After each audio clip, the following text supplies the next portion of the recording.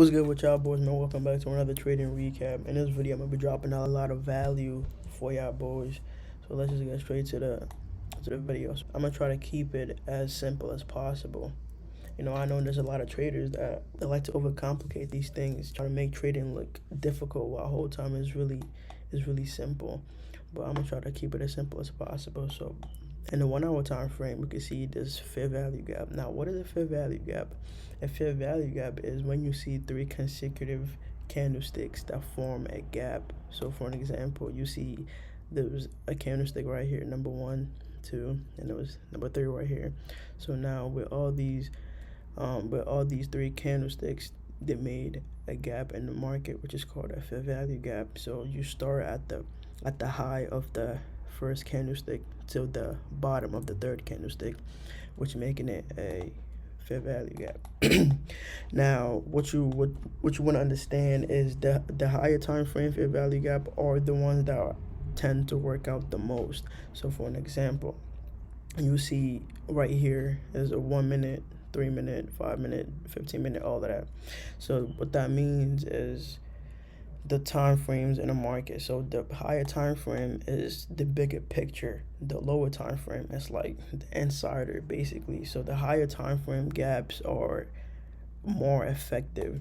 So we seen there was a 1 hour fair value gap right here, and then now we want to scale down to the lower time frame. Now what I seen, there was a huge expansion right here. In the 5 minute, there was this fair value gap right here. Now when I tell y'all the higher time frame is more effective, because now you see that we invalidated this fair value gap.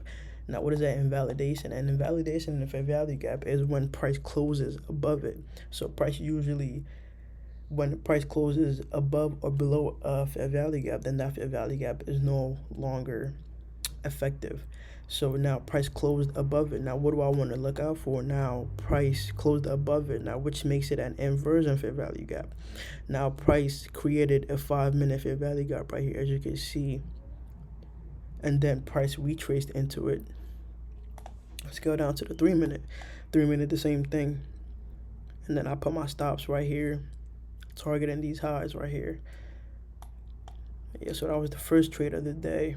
And then the second trade was perfect. Now we see that, and now we see in the 15 minute time frame, there was a fair value gap right here. Price ran through it, closed above it, now which making it a inversion fair value gap. Now what did price do? Price then retraced to this 15 minute imbalance right here. And then I went down to the lower time frame. Price then invalidated. Let me just take this out the way. Then in the 3 minute time frame, price then invalidated this 3 minute fair value gap, right?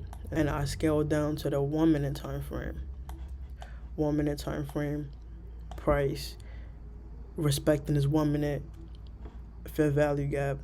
Then I got into this trade, put on my stops below the inversion fair value gap, then targeting these highs right here.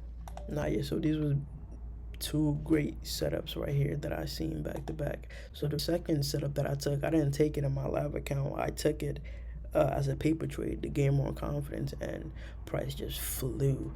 So now, yeah, I know for sure y'all found value in that video, and I'm gonna keep dropping a lot more. So the least I could do is, for me, hit that subscribe button, like the video, and comment for more content that y'all want to see, man. Hope y'all having a good day. Stay productive. I'm gonna see y'all in the next video.